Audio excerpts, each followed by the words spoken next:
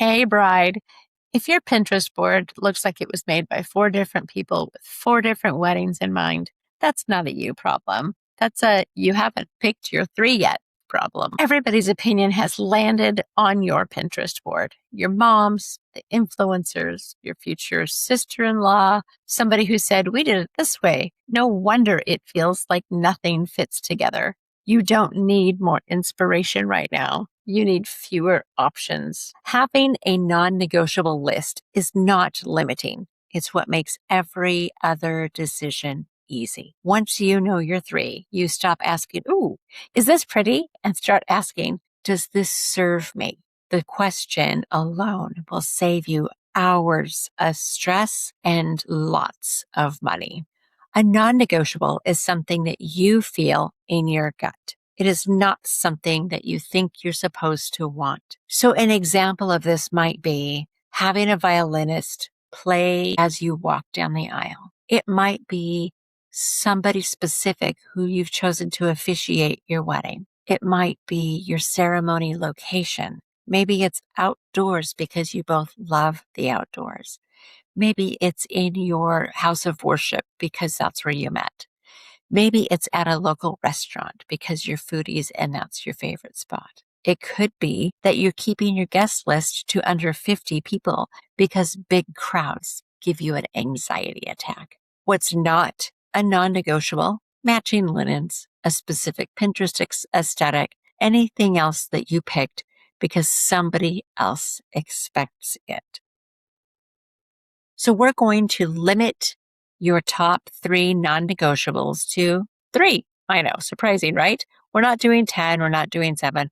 We're going to choose just three non-negotiables. Once you choose your top three non-negotiables, everything filters through that and you will know immediately if the answer is, oh, yes or heck no.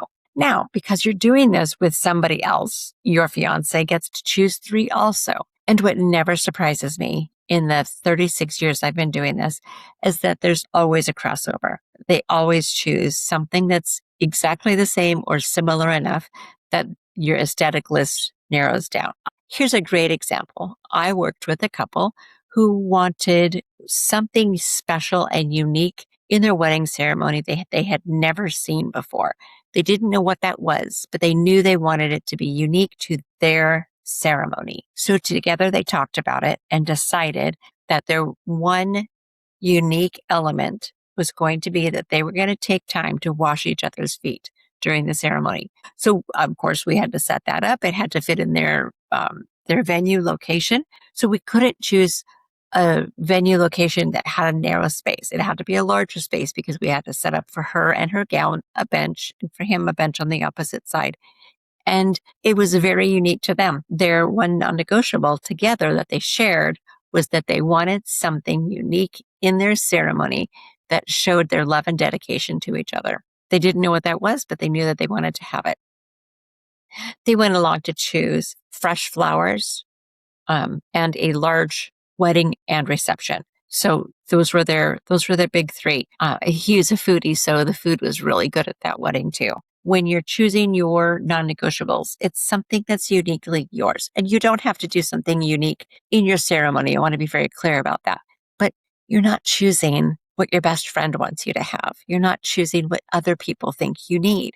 You're choosing your top three non-negotiables. Now, I don't want you to think too much about this because I think you already know what those three are.